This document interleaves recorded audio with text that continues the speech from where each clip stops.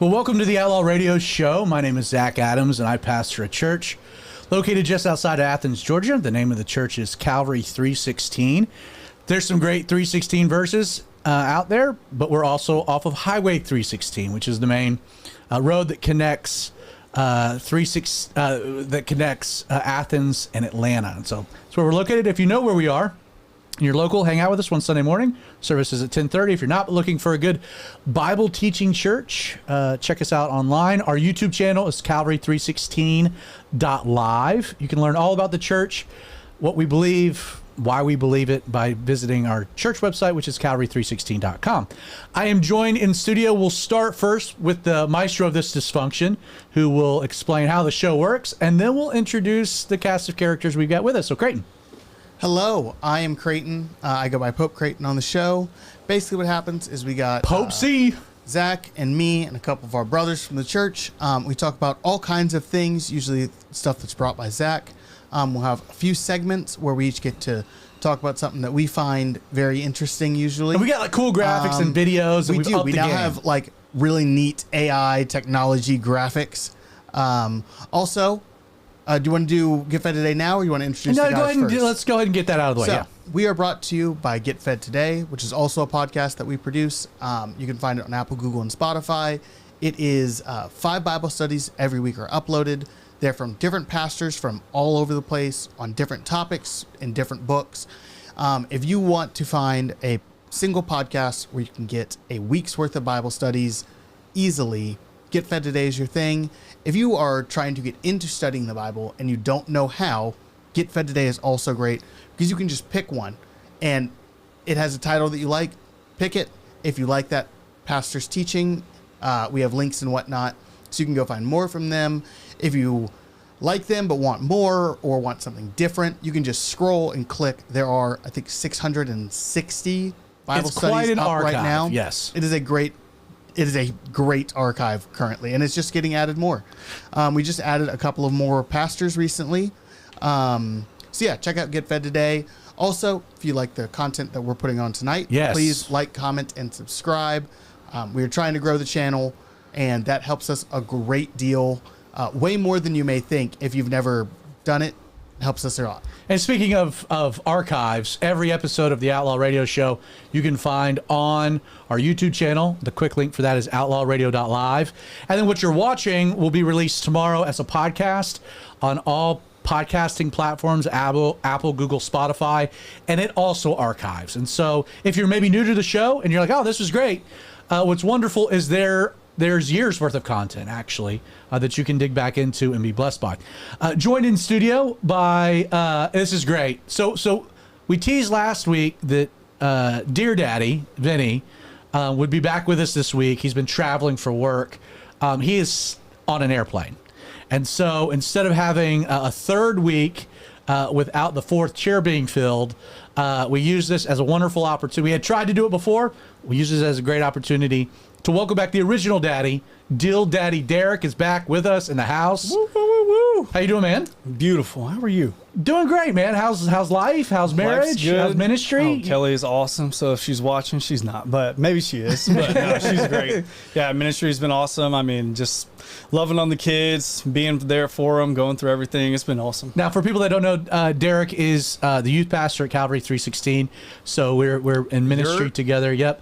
And so started the summer off by doing a lock-in, which I think is the worst idea ever. Oh, it was phenomenal. And yeah, so already we got another one planned at Christmas. I think that I am still trying to recover from the lock-in at the beginning of this year. I would do one every other month. I will say you and my son Quincy are like, we're doing lock-ins. Yeah, I brought tacos. So cool. Yeah, Justin showed up with tacos. That was reviving. It was awesome. Yeah, that was. The tacos were clutch. Yeah. So jumping right in, Spice Daddy, how are you? What's up, my little pepper poppers? Doing pretty good. Absolutely. Got a message from our buddy Lee Steven, the author. Third book dropped. Third book just recently dropped. He sent me a pre-release. Man, you enjoyed it. Oh, good. Yes. I told him, I was like, man, you're gonna have to stop taking over a bunch of my books on my top 10s. The whole series is it's good. So he needs to send a copy. We'll do an actual official promo of it. We will, but just needless to say, if you haven't gotten his books yet, check them out on Amazon. Go ahead and get them. And how would you find them on Amazon? Just a quick plug again. It's the Galaxy's Edge series, and you can just look him up by the author, Lee Stephen. Man, so good. Awesome. Yeah. So now tonight we've got, what is this? The third installment of your Pepper Poppers Top 10 Missionaries, correct? It is, yeah. So you're going to be covering 4, 3, and 2 on your list. Correct. So that's a little tease. So the way that we're going to structure tonight is we're going to actually wrap up the show with Pepper Poppers. So you're going to have to kind of hold tight. We'll get to that eventually at the end of the show. I'm excited. Yeah, I know the list. I think it's a good solid. You got some bangers coming. Yeah, we do. I got a good hot sauce lined up for it. So be ready for that. And I just wanted to take a moment to shout out an Amazon Christmas. Thank you. Yeah, you can find it on. Never too early for Christmas promotions. It's never early for Christmas. Despite what some people may say about Christmas, I love it. I love all things Christmas, and that includes books written about Christmas, Fantastic. and Santa Claus and all that. So check it out, an Amazon Christmas on Amazon Prime. So Also, real quick, yes, we do have a comment on YouTube already. It is from a Kelly, and it says, "I am watching. Go Boo." Nice. Thanks, baby. We see you. Thank you, baby. So that's awesome. That's awesome. Well, so Mama Deal. Mama Deal. Deal Mama? Deal Mama. Deal Mama. Yeah. Deal Mama. Anyway, by the way, we are talking about like creating a dating profile segment on the show and calling them Spice Girls for Spice Daddy, but Justin's not too keen on that. So we need to maybe put a Twitter poll up, seeing who would support such an endeavor. Because that would be a terrible segment, and it would fall flat really quickly. I don't think that's true. I don't think that's true either. I don't think that's true. All right, I think tonight, it'd be better than you think. Tonight's episode, we are going to be talking about, I think, something very interesting. It's a question that I've had, and I'll tease it a little.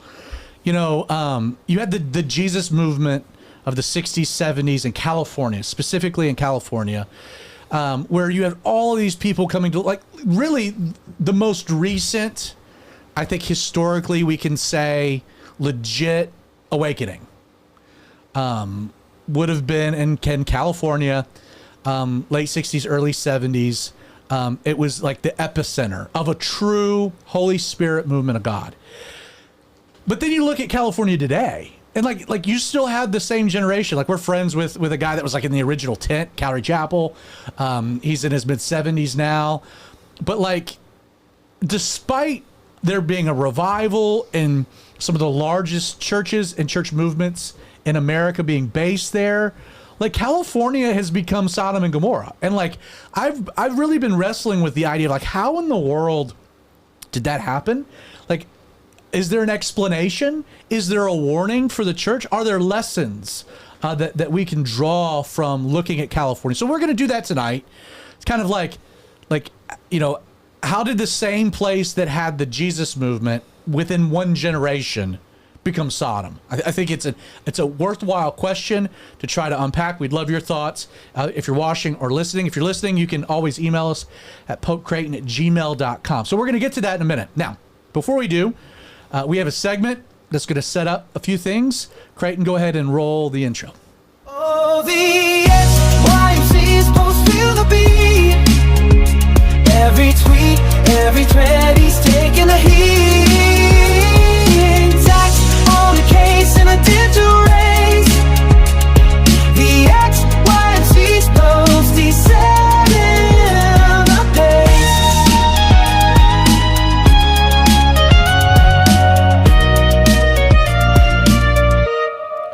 So this week has been very interesting as far as geopolitics go. In February of 2022, Russia invaded eastern Ukraine. Back during the Obama administration, they had invaded Ukraine and taken Crimea to establish a port. In February, under the Biden administration, Russia got even more aggressive to create a more solidified land bridge from Mother Russia to Crimea. I remember waking up from a coma coming to in a hospital saying that, oh my goodness, everyone was talking about World War III. The war between Russia and Ukraine has not devolved into World War III, but it is quite a thing. We're in like the third year. We've got the United States supplying tons of armament and weaponry to Ukraine. The European Union is super involved with it. There's been like no glimmer of hope that any type of peace could possibly be attained. In the process of this, we're not even really sure how many people die each day. There are estimates of like 7,000 soldiers a day are dying on the front lines between the Ukrainians and the Russians. I saw a report this past week that estimated that maybe an upwards of 1.5 million Ukrainian men have died in the conflict, and we have no idea the Russian numbers because they're not released and we're not privy to it. Trump has made it a desire to try to put the war to bed, to end the killing. As a result of this, he established a meeting that took place in Alaska. I think it was on Monday, where he met with Vladimir Putin, the president of Russia, to work on maybe a framework for peace.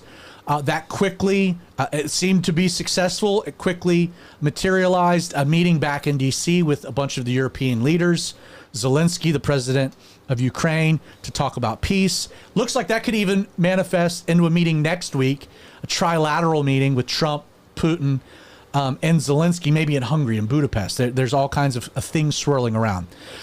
People have admittedly said that if Trump could pull something like this off, that he would be a sure win for the Nobel Peace Prize. I mean, this is a major deal. Not a war that he got us into. It's a war that Biden was the president. There are Republicans and Democrats behind it. There have been people outspoken against it. It has been a crazy thing. But with all war, there's loss of life. I mean, that's the thing. And when you start talking about the numbers, I mean, we're in year 3. World War II lasts, 4 years? This is it's a bloodbath with no end in sight. They're trying out all kinds of new warfare techniques, drones. It's you can see videos online. XYZ's posts. I posted out a video that I saw on Fox News.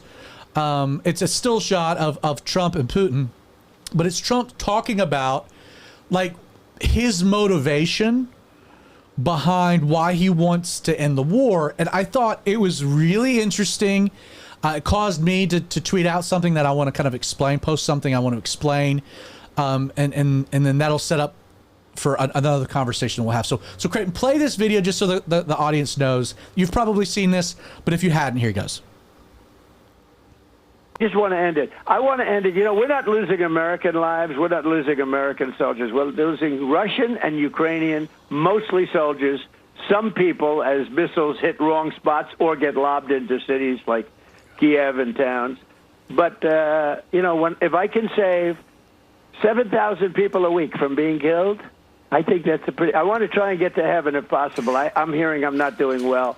I hear I'm really at the bottom of the totem pole. But if I can get to heaven, this will be one of the reasons. Well, I think I saved a lot of lives with India, Pakistan. They were going at it. The planes were being shot down. That was going to be maybe a nuclear war if I let that go. And I did that through trade. So I would say the first thing that needs to be acknowledged is that Trump's desire for peace is noble. Jesus said, "Blessed are the peacemakers." Doing the things within your power to make peace. Peacemaking, it's an active tense. You have to pursue it. You have to do it. I think the intent of ending the loss of life, a lot of innocents are caught in the middle of things. I think it's noble and should be acknowledged. The thing that breaks my heart is to hear President Trump equate his desire to put an end to this with his desire to get to heaven. I think it's interesting that somebody that is a New York real estate mogul, a billionaire, who has lived in seasons of fairly materialistic, hedonistic lifestyle, here later in life, older, is thinking of eternity, is thinking about what happens after death. and is expressing not an unbelief in the reality of life after death, but I think what is a genuine desire to be in heaven. The problem is how warped his theological understanding of how you get to heaven is based upon what he said. He's implying a works-based gospel, that if I can do enough good things to get into heaven, that I'll get there. But like that my entry into heaven or my exclusion from heaven is based upon the things that I do or I don't do, my works, my deeds, etc. He's hoping, hey, I know I'm low on the totem pole, but maybe if I can do this, God will look favorably upon me before the judgment.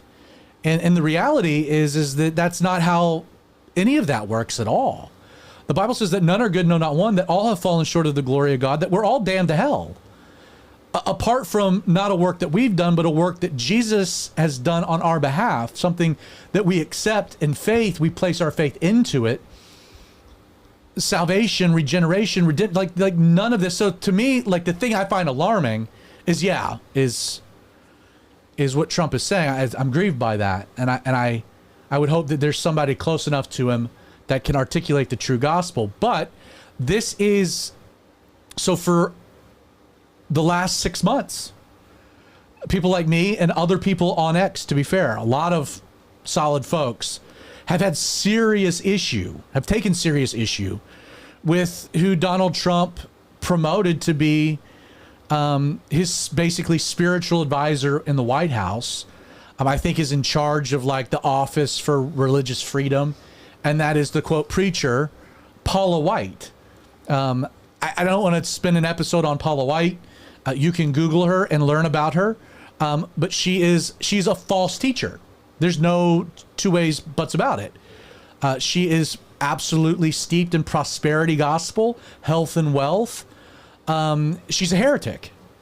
And this is somebody who Trump has placed into a position of influence and spiritual authority, which is now why we look at this statement and none of us are surprised, because he has the wrong teacher that is not telling him what the gospel is.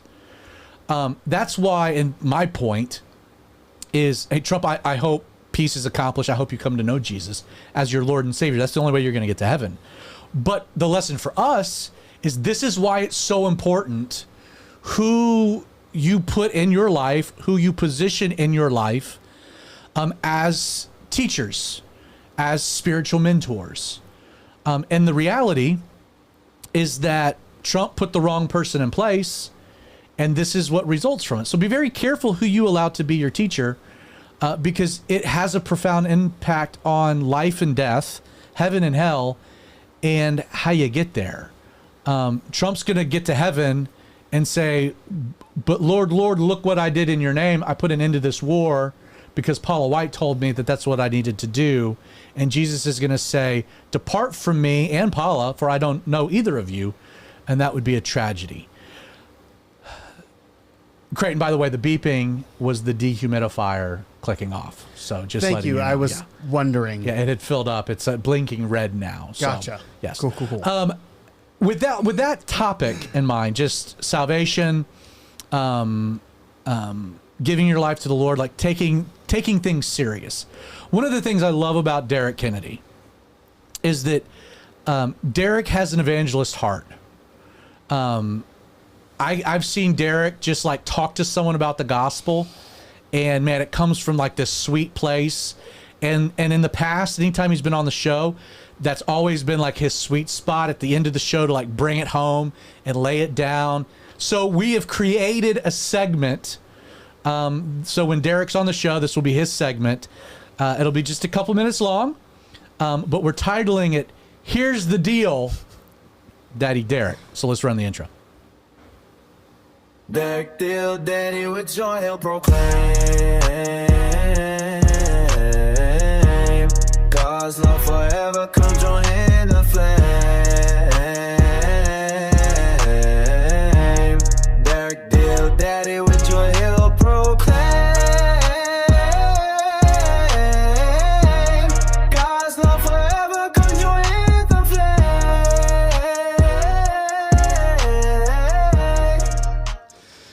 here's the deal. You need Jesus, and I'm going to tell you why.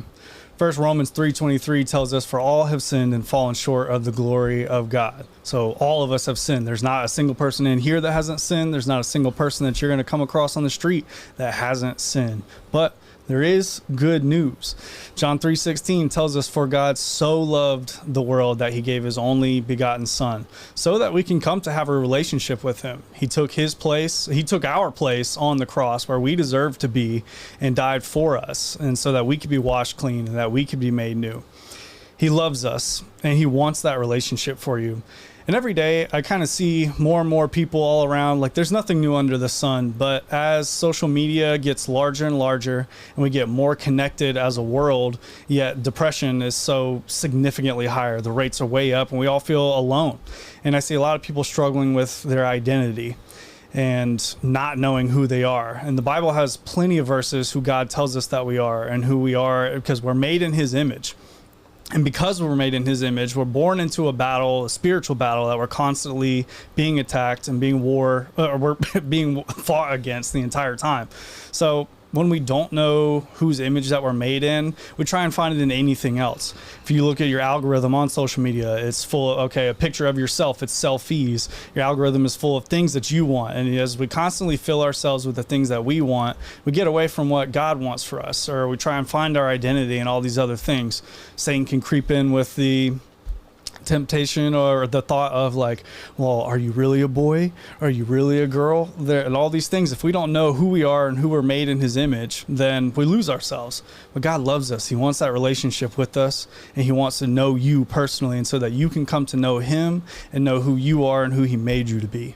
So there is a way out. There's a way out of all this world. Jesus loves us, and we're not made for this world. And every single day it becomes increasingly more apparent that we're not made for this world for forever. So if you don't know him, I encourage you to find someone who does, talk to them, get in a Bible, find the Bible. There's Get Fed Today. They have plenty of studies that you can look at of just to look at anything and learn who he is and who he made you to be. So here's the deal. You need Jesus. That's a good deal. That's a good deal. It's a good deal. Yo, being bought, we were bought. That's a great deal. That's an awesome segment, man. We're going to do that anytime you're on the show. Like those will be great shorts, great stuff for the interwebs, and I'm sure your bride is proud of you. Hopefully she's awesome. Yo, it's her half birthday today. It's her half birthday. Half birth. No, half birthday to you. That means that I missed my half birthday by 5 days. Oh, anyway. Yeah. Happy birthday to me. All right. So the topic for tonight is, I've titled it like how California became Sodom. And we're going to go at this from a few different angles. I've done a lot of research today. Really wanted to try to get to a fundamental answer of how this transition is taking place. There's a lot of factors. At any point, you fellas, there's some questions. Jump in with questions. Justin, you and I have talked about this before. Yeah, because, we both grew up, like, pretty similarly and around the same era. And back in the heyday of the Calvary Chapel movement, it would be, like, probably the 80s, early 90s, when it actually, started expanding and stuff. And then I get to my high school years in like the 2000s, and you start hearing about all the craziness going on in California. Like, how does that happen? And that's a question I've had for a long time. Is like, how can the birthplace of the church I grew up in be so unbiblically like straying? Like, we're not even talking about unbiblically strange, like just full blown demonic pagan. Right. And like, how does that happen? Like, and every time I like meet someone from California, I'm like, oh yeah, the church I grew up in came out of there. And I mentioned Calvary Chapel, and they're, oh yeah, there's lots of them around there. Yeah. Like, and then half of the bands I grew up with, like, all came out of California. Not just California, but Calvary Chapel, like some of the Christian bands and stuff. And it's just like, if you had all of this influence, like, how did you not have influence? Like, Right. I think this is a great way of saying it. You had so much potential influence. Where's the results of the influence? Does that make sense? Yeah, it does. And then it kind of reminds me of the Jews and the Messiah coming. Yes, we can go a lot of different Yeah. directions. Let me get into California's an interesting state. So it's the largest, aside from Alaska, It is the largest geographic state, and maybe Texas is close. It is. You look at a map. It's a big one. It's a big state. Like to drive, I think it's a big one. It's a big one. I think it's 1,000 miles from San Diego to San Francisco. I mean, and you're not even. I mean, if you again looking at a map, it is a massive coastal state, which has origins back to the gold rush, and the Spanish were there earlier. I wanted to start with like evidence for California's population decline, because again, we're going to go a few different angles here. I'm going to try to tie some ideas together, and then land the plane, and hopefully we land the plane and the landing gear comes down. So California is very interesting to study. Between 1900 and 1930, California experienced like a really amazing 5% population growth year after year. So like that's a massive exponential growth in a state territory. From 1930 to the start of World War II, the growth dipped but remained steady at 2%. Following World War II, the population jumped in 42, it jumped 6.99%, followed in 1943 by its largest increase ever, which was 9.97%. Basically, it was people that coming home from war decided, I'm going to go live in California, was kind of the idea. From 1944 to the mid-1960s, California averaged around 3% growth. From 1966 to 1989, that number dipped really to 2% or lower, which is interesting. But then beginning in 1989, this will blow your mind, California started to experience net domestic immigration loss every year. So every year since 1989, California has experienced, quote, net domestic migration loss. Now, what does that mean? That means that there are more people leaving the state of California than are moving into the state of California from other states.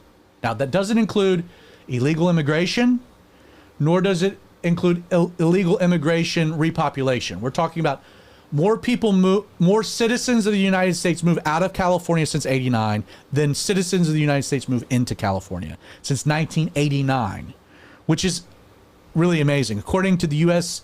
Census Bureau, from 2010 to 2023, about 9.2 million people left California. Only 6.7 million people moved in. It accelerated in 2010. From 2021 to 22, roughly, so in 1 year, this is post-pandemic, 818,000 residents left California. That resulted in a net loss of 342,000. Like we have states with that population. Like imagine the entire state of Wyoming leaving.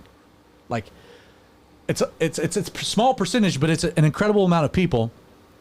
The state's population dropped from 39.5 million in 2020 to 38.965 million by 22, and the popular destinations are Texas, Tennessee, Arizona, Florida, and Nevada. So that's where they've moved. Why? So you can do some research on this, and there are a lot of people that have theories. Let me give you kind of the documented cause for California's population decline. 2024 Emerson College poll found that 56% of Californians were considering leaving the state due to financial pressures and the lack of housing affordability. California's average home value in 2024, I'm going to take a guess. Average home price. $500,000. Nope. 1.2 mil. Less. 800. $773,300. That was the average home cost. Average? Average. Jeez. It's crazy.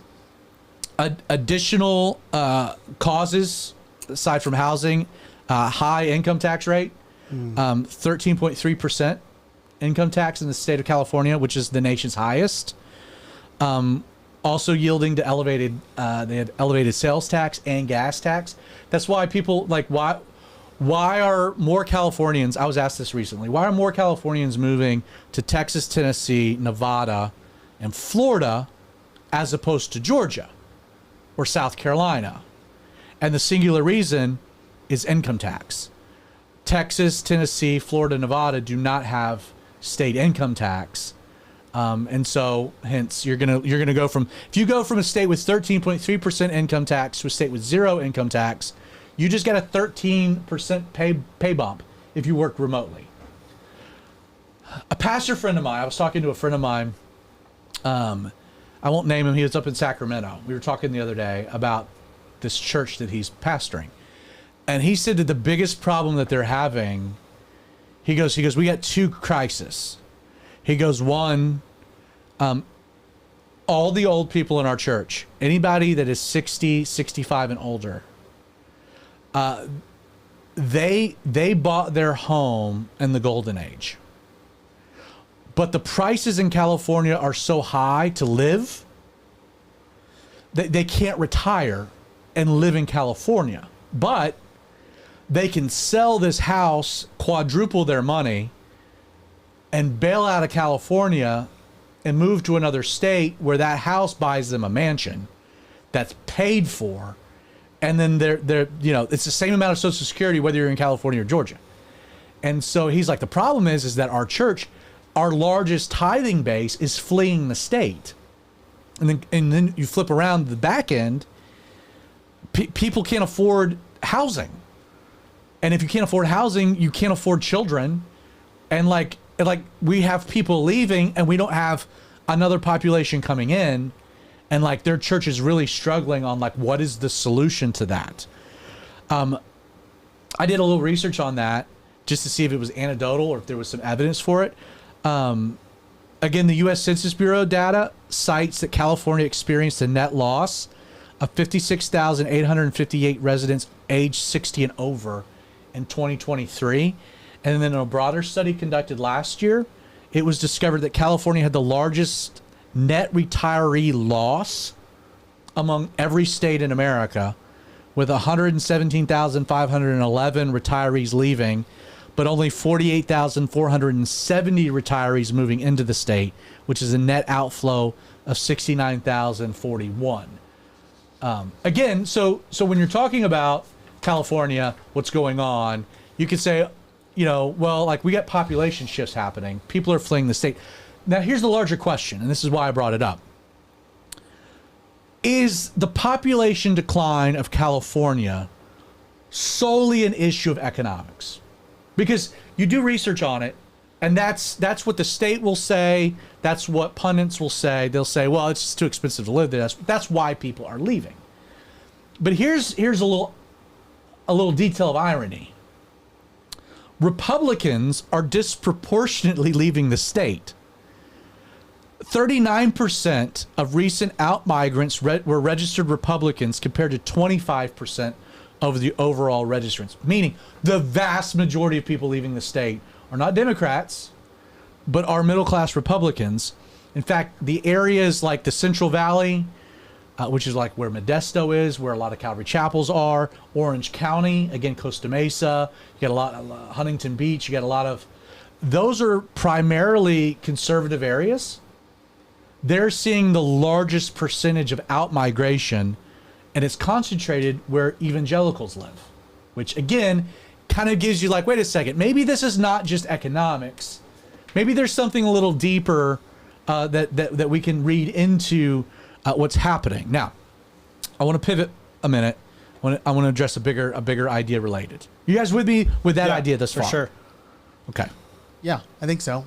Okay. I mean, I think it's interesting that pundits say that it's just economics, where every person I've ever heard talk about leaving California, it's economics is a thing, but it was definitely not just economics is the reason why they left. Everyone I've ever heard talk about leaving California is, because of the culture. So let's talk for a second. How did California become blue? This kind of gets to what you were saying, Spice, about like, wait a second, like there's been like a really weird shift in our lifetime, not in you guys' lifetime, but in our lifetime. Like, ironically, from a historical perspective, post-World War II through the 80s, the state of California, and this kind of blows my mind, the state of California was as red as Texas. Through the 80s? Yes. We had Reagan. Not came just on. Reagan. You had it was a GOP bastion, a Republican bastion. It was you had Richard Nixon and Ronald Reagan, who were both governors of California and then became presidents. The state's politics leaned conservative. It was fueled by a growing middle class, suburbanization, and a strong defense industry that was tied to Cold War priorities. Like all of the defense contracts came out of California. The state also, during this period, had a significant socially conservative base, including evangelical Christians with traditional family-oriented values. Also should be noted that the electorate was predominantly white. Then 1990s roll around, and there's a turning point that occurs.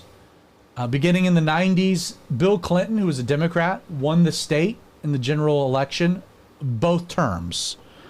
There's a lot of explanations, but these are what people say happened. 1980s and 90s, you saw an influx of immigrants from Latin America and Asia due to federal immigration reforms, i.e. the 1965 Immigration Act. By 2000, California's population was now only 50% white, down from 80% in 1970. So think about that.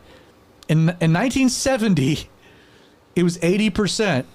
In 15 years, it was down to 50%. Like that's a massive change. One of the other reasons is because of that immigration flux, California's population became more urban versus being suburban, with cities like Los Angeles, San Francisco, San Diego growing in political influence within the state. In the 1990s and 2000s, you also saw the rise of Silicon Valley, which brought in like a new affluent class of socially liberal tech workers, entrepreneurs who aligned with Democrats and socially progressive policies. Also ended at the same time the golden era of defense-related industries that came from the Cold War. So like the economy shifted into its priorities. Starting in the 2000s to the present, the state flipped blue, and is not just blue, but do you know that the Democratic Party holds statewide offices and super majorities in both legislative chambers? It's not just blue. There are no Republicans at all, which will be interesting in a minute. Why? Well, people will point to gerrymandering, and I think there's a case to that. Redistricting helped created favorable districts, ran out Republicans. Like they basically rigged the political system the moment they got power. Environmental social progressivism. California's aggressive climate policies, aligned with Democratic priorities, attracted environmentally conscious voters. California supported marriage equality, reproductive rights, workers' protection, solidified their support of among young urban voters. Needless to say, California is absolutely leading the way on progressive issues, which is what makes this confusing, right? When it comes to LGBTQ, when it comes to abortion, transgenderism, illegal immigration. I mean, California is as left as you can get. Homeless encampments, legalization of drugs. It is a wild west. Now, I have a thesis. So we've looked at the population decline, causes, political ramifications. I was curious, does the decline of Christianity in California correlate with the population decline? So you see where I'm going with this? Mm-hmm. Now here's an interesting thing. So I'm going to a few more data points, and then we're going to land the plane. This is interesting to me. In 1950, in the 50s, California's population is roughly 10 million, predominantly white, but it is overwhelmingly Christian. Not sure, but the trends say probably in upwards of like 90%, which is also in line with most of America, etc. The state of California in particular, though, was a hub for mainline Protestant denominations, Methodists, Presbyterians, etc. In the 1960s to the 80s, the population grew exponentially to 23.7 million. Christianity remained dominant, according to a 1980s estimate from the Association of Statistics of American Religious Bodies. That's a mouthful. But it suggests, their research suggests that 85% from the 60s to the 80s, 85% of Californians were Christian. Catholics of that percentage making up about 30%, Protestants 50%. That includes mainline and evangelicals. Catholics were mainly in the cities, because again, the immigrant Latino populations. Protestantism remained predominant in the suburbs. This is the same period that saw the Jesus movement, which is, I did some digging, like, to see if there's actual data on how many converts, like how many people converted to Christianity during the Jesus movement. You know, that's a very hard figure to find. You know, as much as we pump up the Jesus movement, like the best estimates are somewhere between 50 and 100,000 in California. Calvary Chapel in particular kept some records and had, over like a 3-year span, 20,000 converts and 80,000 baptisms, which is kind of where they speculate that number. But when you're in a population of 23.7 million, how big was the Jesus movement? You see what I'm saying? So like I think sometimes in our own mind, from an evangelical perspective, we put this thing up at like the massive deal, but population wise, it was not even a ripple in the greater pool. Yeah, I almost view it until now as up there with like the first and second Great Awakening, where you just had this massive revival. Like all England changed. Right. No. And it's not that. It was not that at all. According to those statistics. And that's blowing my mind right now. Yeah. Now, it was concentrated to a smaller area, Orange County, which subsequently remained very conservative. But like we think of the Jesus movement in California as like it changed California. When you're talking about like 50 to 100,000 converts, let's just say 100,000 converts, when you get a population of 23.7 million, it's very small. It's very small. During this time period, it should also be noted, aside from the Jesus movement, you also, in California, there's examples of some other places, but California, because we're talking about it, you had, it was like the hotbed of the rise of the mega church movement. Like, let me name some of the biggest churches during the 80s and 90s in California. You had Calvary Chapel, Chuck Smith. You had Grace Community, John MacArthur. You had Saddleback Church, Rick Warren. You had Harvest, Greg Laurie. You had First Evangelical Free, which is Swindoll. You had the Crystal Cathedral, which was Schuler. Then you also had TBN, which was headquartered in Southern California. And like a whole lot of other examples of like mega church movements finding their basis during the 80s and into the 90s in California. Beginning in 1990, there's no question that the Christian population has declined significantly in California. So here's from Pew Religious Research Center.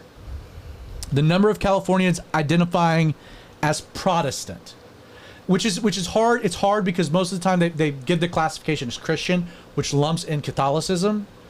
I tried to go with like Protestantism or like evangelicalism. And in 1980, 54% of the population identified as Protestant. 2000, it dropped 14 points to 40%. 2007, another 5 points to 35%.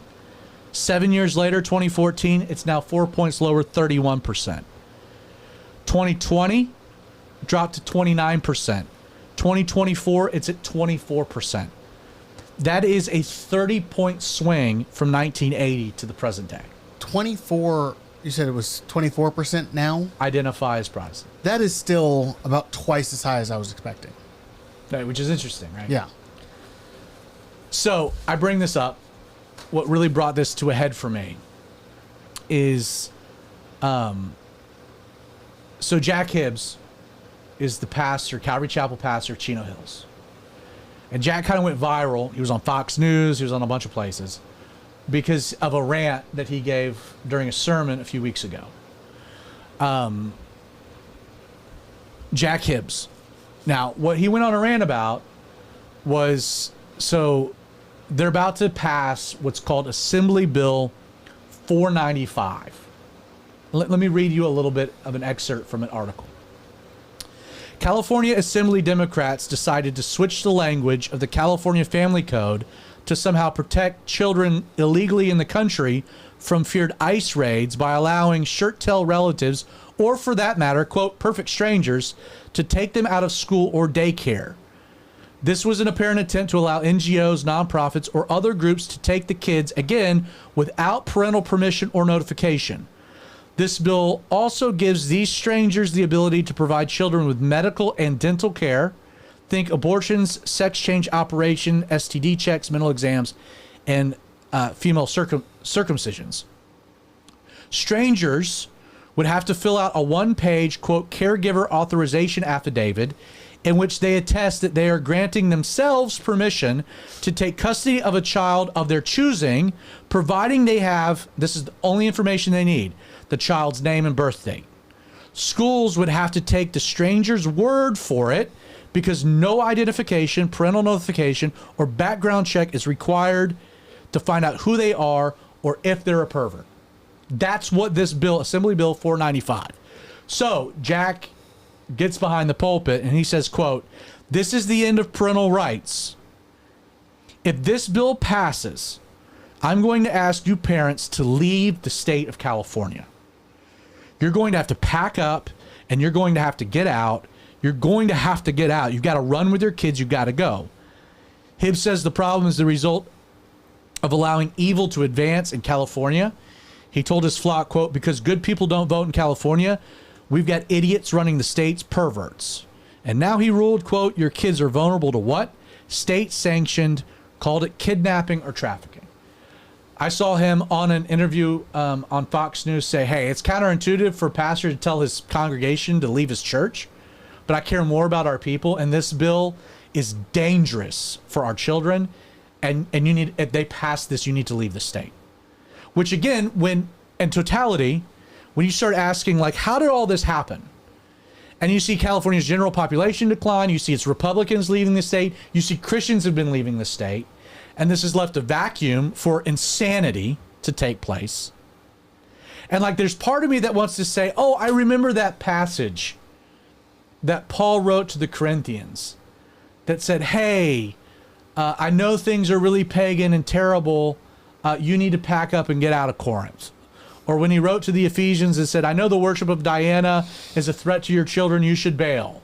Or the Romans, you know, Caesar worships a thing. You should pack up your, like, there's a fleeing mentality, but it's, as a parent of kids, we live in a country where it's like we can leave. Like, we don't have to stay. We don't have to flee illegally. We are free to move about wherever we want to move. Make that decision. How was this bill even brought up as being presented as a good idea? Like, what was the basis for? The basis of it is a counter move to ICE raids. Okay, so now anyone can check your kid out. Yes. No. So the language instead of keeping them safe. Yes. That's crazy. Well, but if you take this into account, that like do research on their transgender laws, or their child transgender surgery affirming care laws. Children in California, minors can get an abortion without notification of parental guardians. Like there are laws on the books.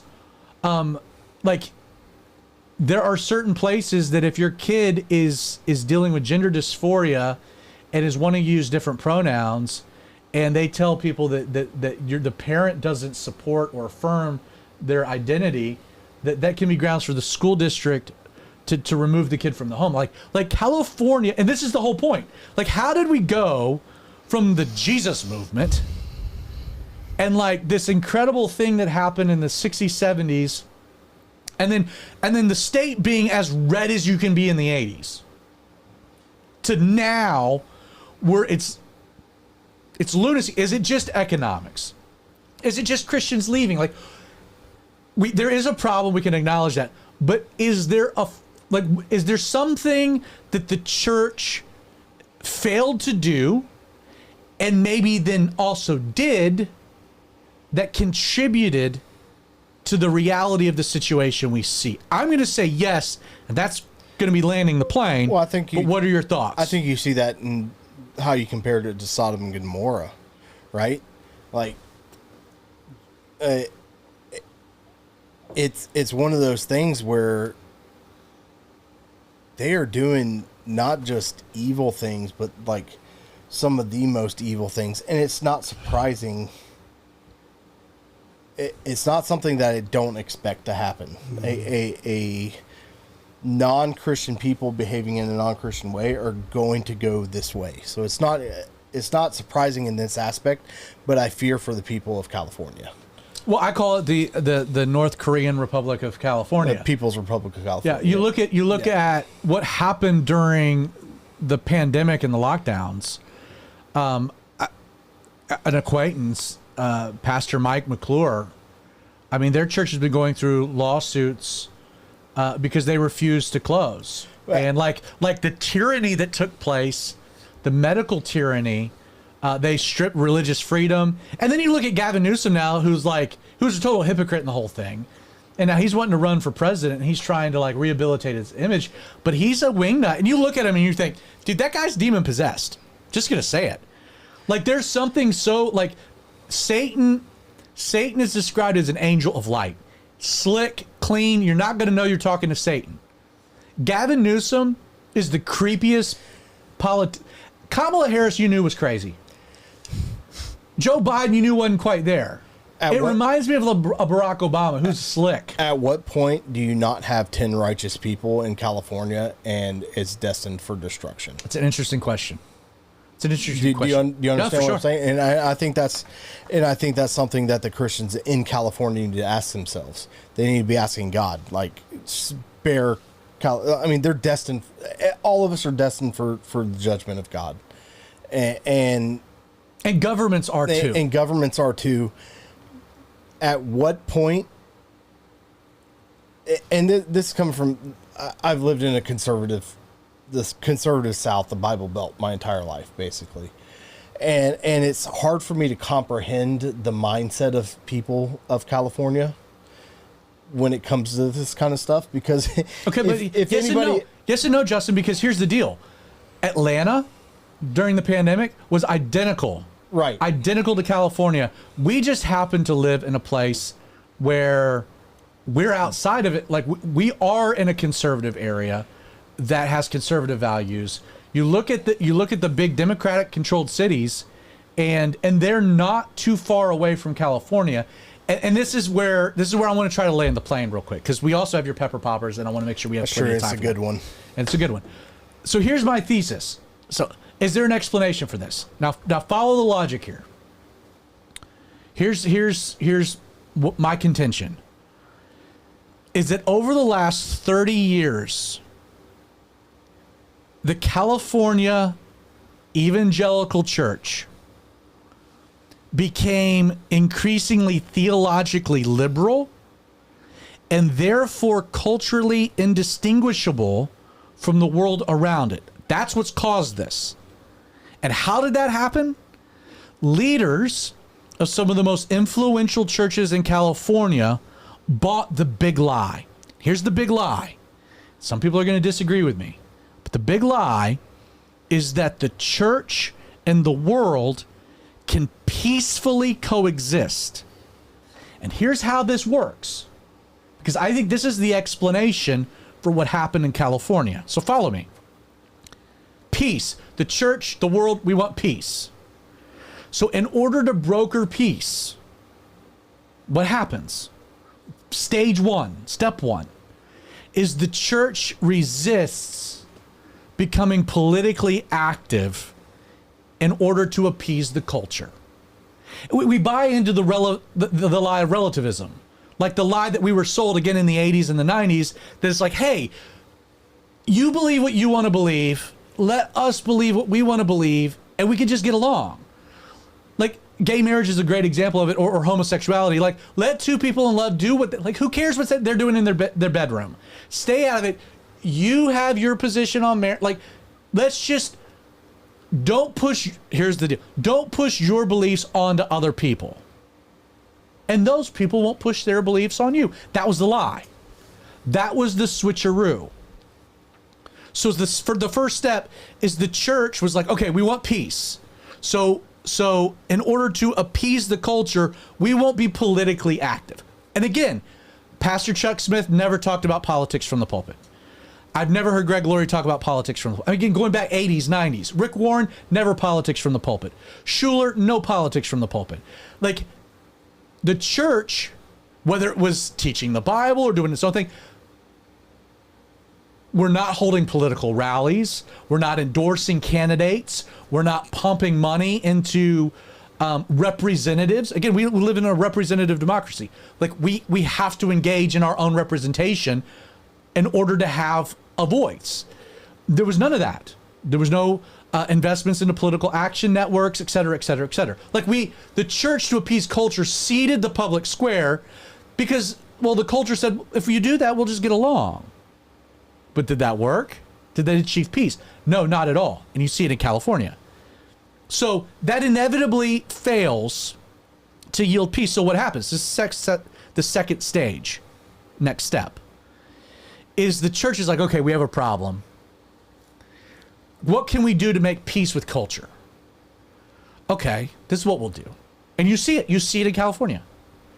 Let's water down our message in the attempt of appealing to culture.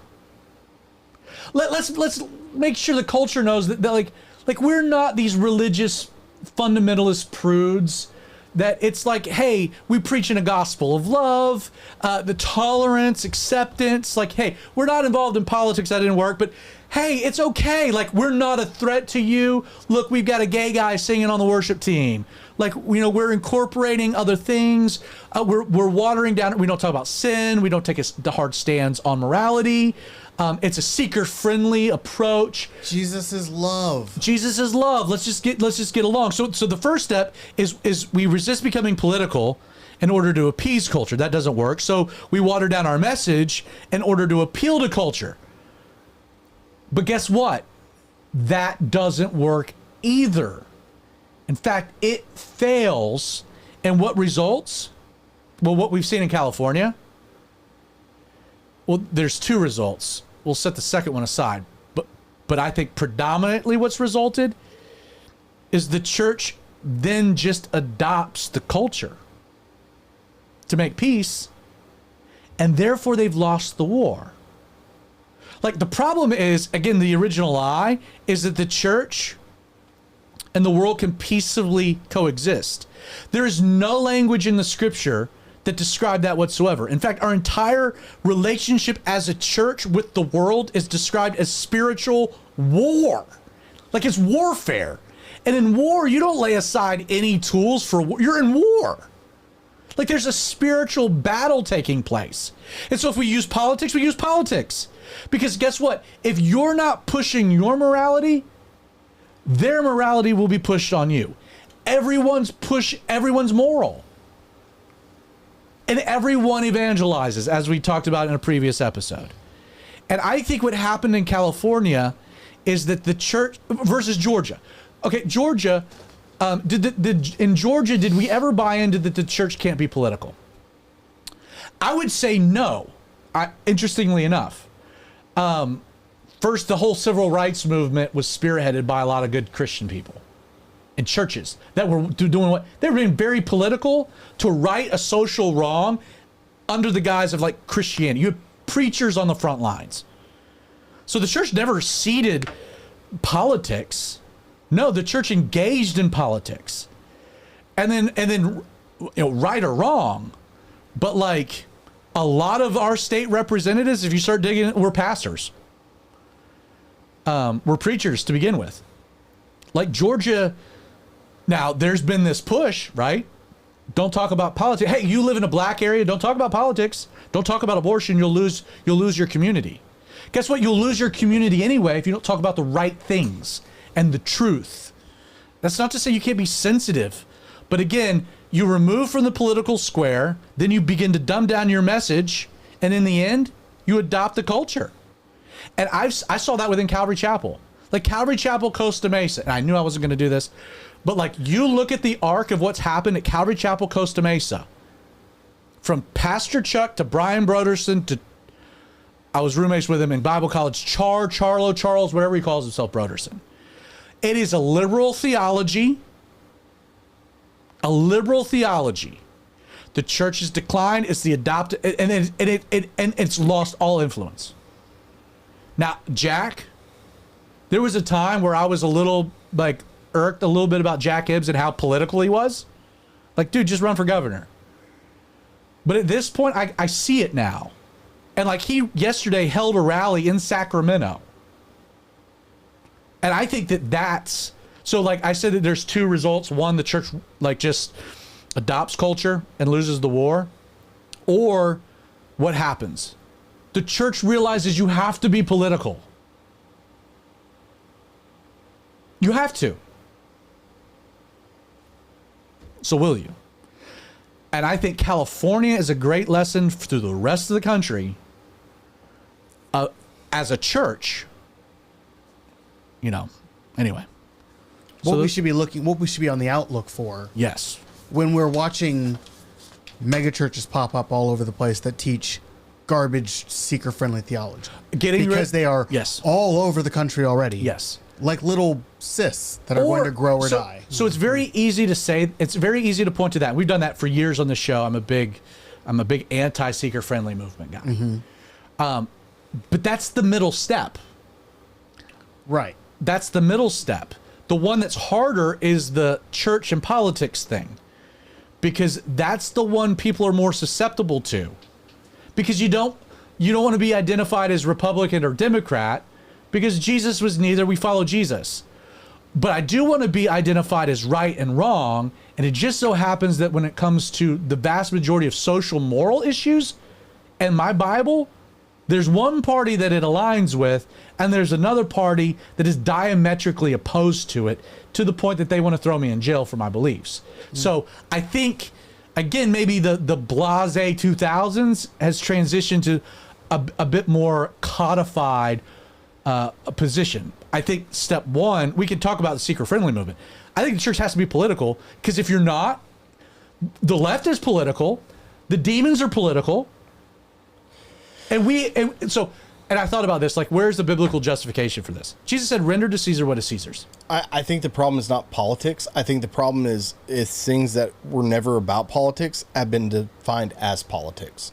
So abortion, gay rights, and stuff like that. Those have all been shoved into the realm of politics, where they're social issues that have always been defined as right and wrong, and then now they've been put into politics. The game changed. I can see that. I would I'd take that one step further, Justin. And due to our separation of church and state, we have separated personal social issues from corporate social issues. And I think that there are people in this world who think that it is wrong for your religion to inform your politics on a personal level. Well, I think which that's is crazy to me, given that it has to inform my politics. And I think the whole separation of church and state thing is a whole misinformation thing, because it was never about us being church and the state influencing the state. It was all about the state influencing the religion. Yeah, the separation of church and state is to protect the church, not to protect the state. Because they came out of the Church of England, which had the two merged. And that runs along the same lines of people thinking that we're a democracy and not a republic. And it's a basic education fundamental problem with so that. I want to close with this. I want to close with this detail related to what you just said. We are a republic, which means we are governed by representatives. That's the framework of our society. Trying to extrapolate things that Jesus said to our present day, when it comes to the political sphere, is different, sometimes even difficult, because it's radically different context. But Jesus, to a group of people that were in subjugation to Rome, an empire, a ruling empire, Jesus said, render to Caesar what is Caesar's, render to God what's God. But he said, Render to Caesar what is Caesar's. Now, in the context, he's talking about taxes. He had a coin, had the image and likeness of Caesar. We had the image and likeness of God. We understand that. But the practicality, I get the hiccups, of render to Caesar what is Caesar's. I thought about this in light of this conversation. And the deal is what is Caesar asks of what does our Caesar ask of us, its citizenry? It asks for our voice. That's what it asks for. It asks for our voice to be included so that our representatives reflect our voice. That's what it asks. Beyond taxes, which you can actually get into, like, I'm not sure they really asked for that or not, whatever. But like fundamentally, it's by the people, our union is by the people for the people. It's about the people and representatives of the people. So what is our Caesar ask of us fundamentally? Our voice. Meaning that seating the political sphere as a church is not rendering to, it's doing the opposite. You're not rendering to Caesar what is Caesar's. You're abdicating it. Like, we need to have a voice. We need to make our voice clear. We need representatives of our voice, which is why it's important to vote, why it's important to be engaged. And if we don't, my point is, if we don't, we end up like California. The thing about California is at least you can move. But if the whole country turns that way, where do you go? Like, that runs out at some point. And I think that's a...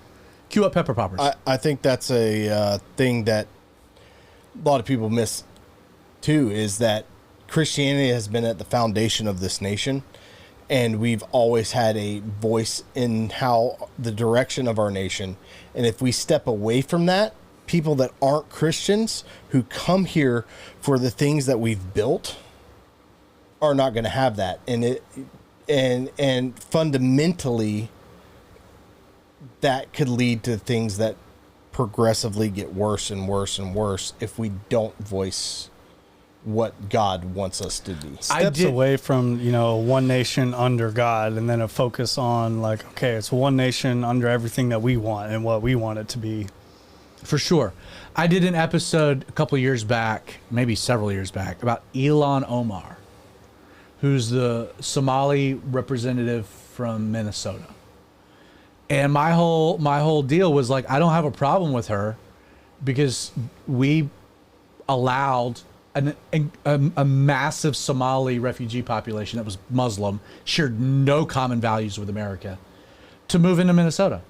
And as a result, they could elect someone to represent their wishes. So if you have a problem with her being a crazy person, being anti-Israel, this, that, and the other, it's not attack her. It's step back and say, why did we allow all these people into the country? Because that woman's voice is representative of an entire population group that believes what she believes. And that's how America works. So anyway, we'd love to hear your thoughts on the idea. Hey, if you, and I know several people, but if you're in California now, I know some pastors, maybe you see this, would love to hear your thoughts. Hit me up on X or popecreighton@gmail.com. Plenty of ways to get in touch with us. Would love to hear your thoughts. If you left California, it might not be for one of the reasons we articulated, but we would love to hear from you. Again, the email address, popecreighton@gmail.com. And we'd love to maybe next week add some of the listener feedback for today's topic. Again, a thesis, a working thesis, but I do think there's an important application. Before we close out, man, we got Pepper Poppers, so let's roll it, Creighton. Turn it up, it's time to get poppin'. Just a spice daddy ho, couldn't no stoppin'. Diving into Christian pop with flair.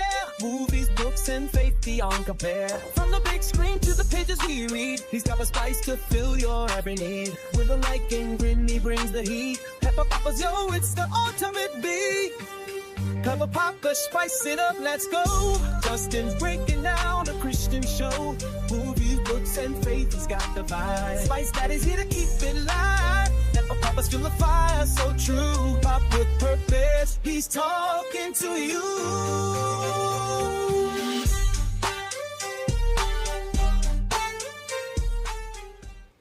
What's up, my little Pepper Poppers? Let's jump right into it with Numbers 4, 3, and 2. Oh, man, you picked that right from the beginning. It's because I should have just jumped right into sipping on the hot sauce. All right, we got missionary, top 10 missionaries, number 4, 3, and 2. Woo. Spice Daddy here. What are we spicing? What spice we got? I got some peach and habanero hot sauce. It's got you. Popping it up with some good stuff this week. Here, Creighton, we can zoom Numbers in. 4, 3, and 2. Dude, you can smell this. Whew. Yeah. Oh man, this is Pepper Palace Fusion. Invigorating. Pepper Palace Fusion, peach and this looks like you got this off of like a discount gas station. No, my parents picked it up at a hot sauce store. Handcrafted. Yep, that's right. The planet's #1 hot shop. Only the best for these next 3. All right. Let's start at number 4. Wait. It's best if refrigerated. Yeah, it was refrigerated. Oh, okay. Yeah. Just making sure you're okay. It's been in my pocket for the last hour or two, but I mean, it's good enough. It's good enough. Number 4. Number 4, you know them, you love them. Number 4. There's an entire day dedicated to this guy, but you probably don't know a whole lot about him. I'm talking about the Green Man, St. Patrick. You might know him as the patron saint of Ireland. You might know him for a day where you just drink some beer or go see a bunch of rivers being turned green. Or you wear green, or you wear get green. pinched. Derek, can we get a little Irish accent? Fighting the pot of gold. That's better than I would have done. Yeah, I don't know if that was good or No, not. better than I would have done. But I don't know if a lot of my little pepper poppers have ever looked into St. Patrick, but man, he was a great missionary.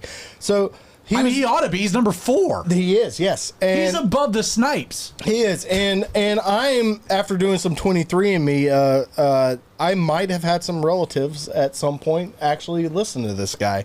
So That doesn't surprise anyone. It doesn't. No. I'm the whitest guy I know. So is St. Patrick. That's right. So St. Patrick, he was born around 385 AD in Roman Britain. And his birth name was, I can't even pronounce this because I don't speak Old English. Whoa. You can't pronounce something? All right, you try. No, and I need to pronounce hear this. you pronounce this. No, you need to work it through. It's hard to do after sipping on No, hot go sauce. for it. You give this to me in my Hebrew pronunciations every Sunday. That's a lot easier than Old English and Welsh and Thanks, stuff. Derek. It's called Patrick. Patrick. Mayon Sukkot. Yeah, not even close. Right, probably not. Anyway, at age 16, he was kidnapped by Irish raiders. Oh. Yeah, interesting. He was taken back to Ireland, where he worked as a shepherd for 6 years. During this time, he deepened his Christian faith. He escaped back to Britain, and after a divine vision and later becoming a priest, he took the name Patrick. Around 432 AD, he was inspired. Wait, what year is this? 432 AD. Dang, I didn't realize that's a long time ago. Right. So this guy has had a lot of influence. A couple of years back. At least a few. He was inspired by a vision to return to Ireland as a missionary, where he spread the gospel, baptized thousands, and established churches, despite opposition from local pagan leaders. He's credited with blending Christian teachings with Irish culture, using symbols like the shamrock to explain the Trinity, and there's a legend that he got rid of all the snakes in Ireland. Probably didn't happen, but I'm going to say yes. But next time on March 17th, you're sipping on some beer. Think of St. Patrick while you're also eating some corned beef and hash. In order for Kenneth Snipes to move from 5, he was 5, right? The Snipes. Yeah. In order for Kenneth Snipes to move from 5 to switch spots with St. Patty, Right.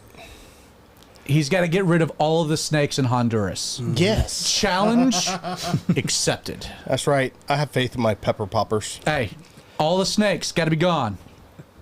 If you want to move up the Pepper Poppers list of missionaries, challenge accepted. What's the timeline? Like, how fast did he get rid of them? It doesn't matter. You It can doesn't just matter. in He your got rid- lifetime he got get rid rid of of them. all So of he's them. the Pied Patrick, not the Pied Piper. To this day, you know what you don't find in Ireland? Snakes. That's right, snakes. Or gold. Gold. Number 3. Number 3, this is a man that if you've Oh, wait, this is a good one. Wait, hold on. You're supposed to recommend some books or something. Oh, yeah. So St. Patrick of Ireland is a book written by Philip Freeman.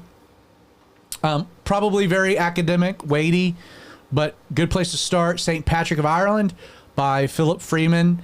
If you're looking for like maybe just an introductory read, more simple read, there's a series of books called the Classic Studies series, The Life of St. Patrick, His Place in History.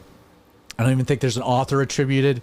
It's just a series of like introductions to different missionaries and stories. So, yes, I appreciate that.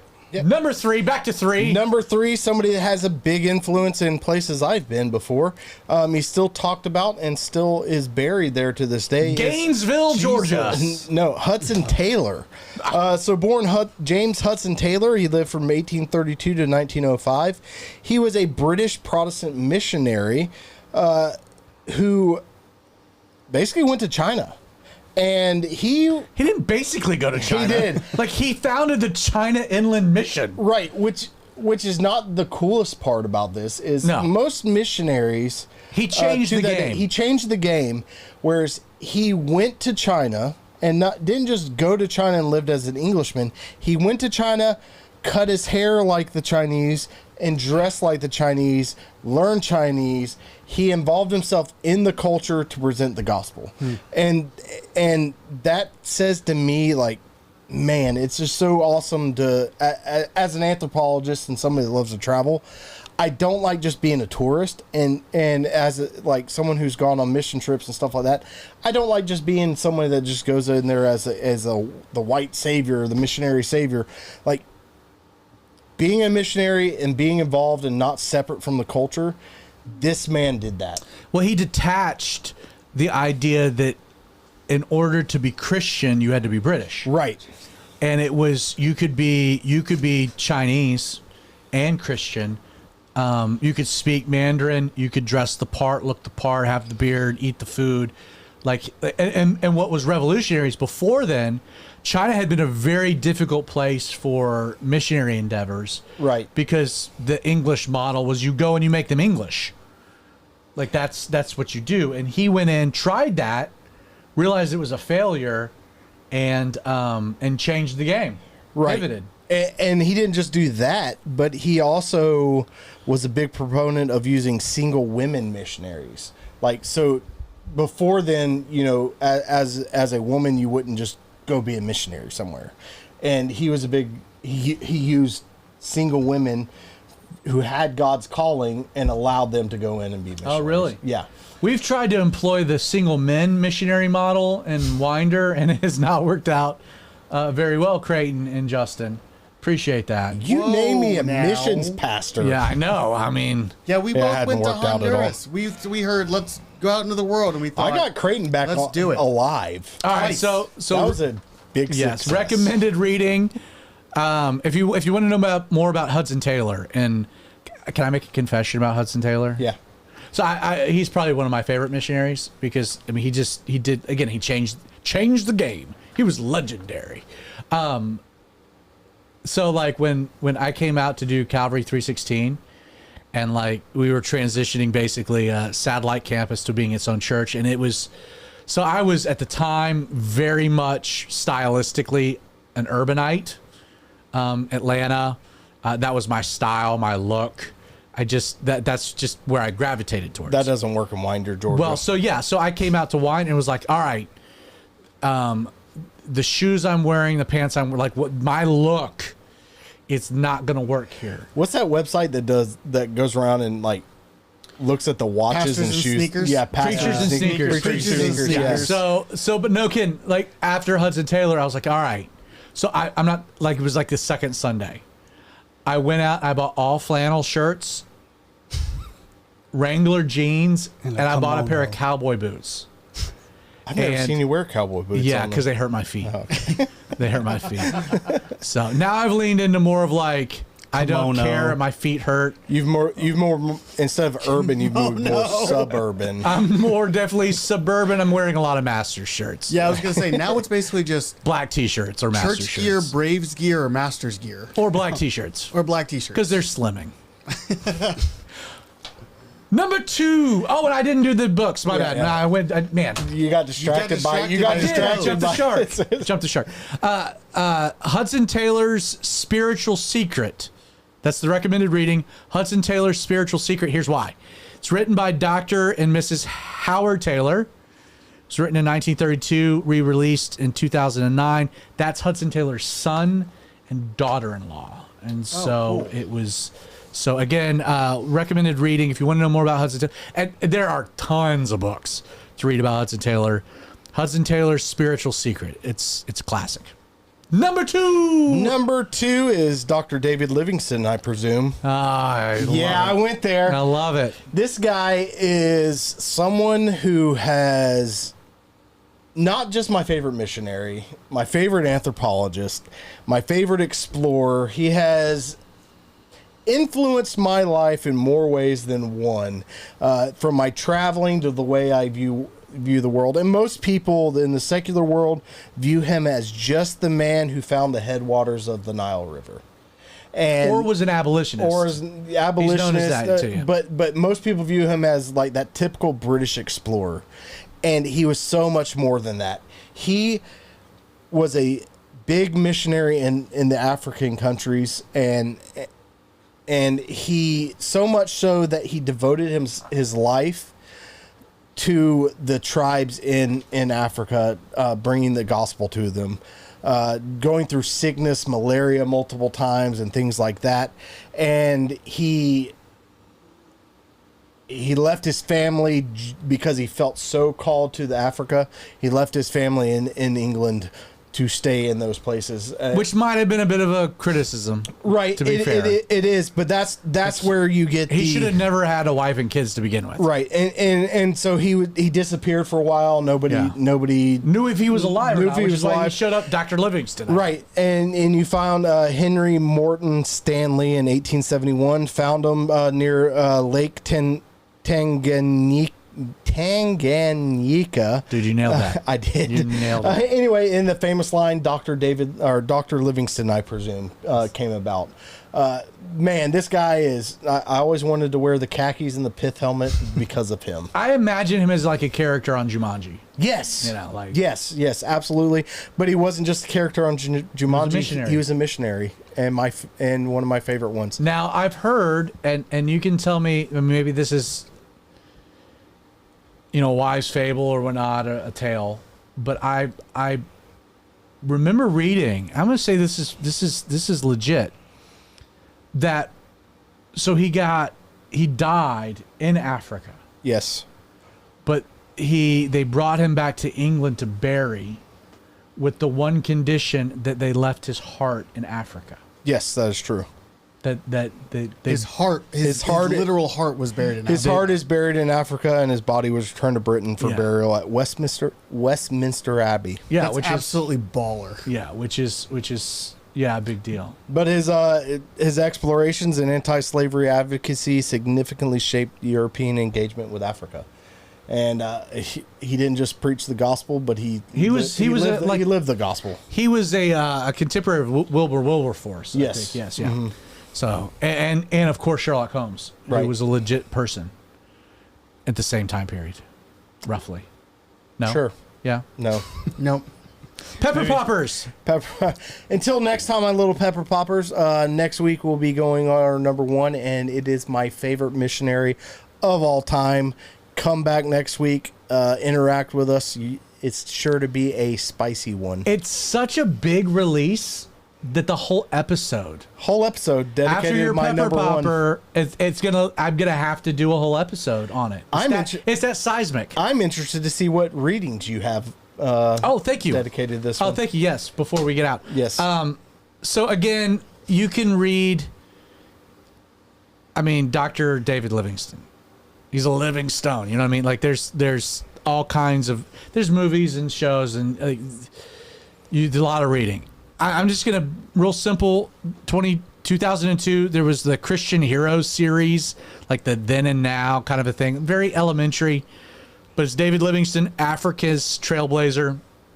Just a simple introduction, and then again, thing about David Livingston is that, like, you got to be careful because you will find, like Justin was saying, biographies on his life that angle more like the anthropological Right. exploration. right, as opposed to the missionary ends of it versus those that maybe do more of a balanced, comprehensive. But he approach. he didn't stay in Africa for the exploration. Right, no, it was about the gospel. He was about the gospel. And so that's where, when you're looking for additional readings on David Livingston, that's kind of what you want to look for. You want to look for, like, read the back. What's the angle? Because it's parsed. So, that fair? Yeah. All right. Thank you for Pepper Poppers. Deal Daddy, thanks for being with us tonight, man. Glad to be here. Thank you for having me. Yes. It's been a while. Pope Creighton, Hey, another beautiful day. bonjour. I don't know what that means. I don't know. Pope's Italian, not French. Oh. Thank goodness, because the French Well, I now don't he's, know. now, Sure, now no. he's American. Now he's That's true. Chicagoan. black. but Hey, keep what a going. hot dog. All right, let's wrap her up. Hey, thanks for joining us tonight, the Outlaw Radio Show. Had fun tonight. I hope you were blessed by the topic. At least you could think about some things. Again, from the Here's the Deal with Daddy Derek to Pepper Poppers with Spice Daddy to the XY Aziz posts to the topic about California and maybe some lessons we can learn about its downfall. If you were watching, check out the podcast. It gets released tomorrow, Apple, Google, Spotify. If you're listening, hey, hang out with us on Wednesday nights, 8 o'clock. We live stream on YouTube, Facebook, X. You can find us. God bless.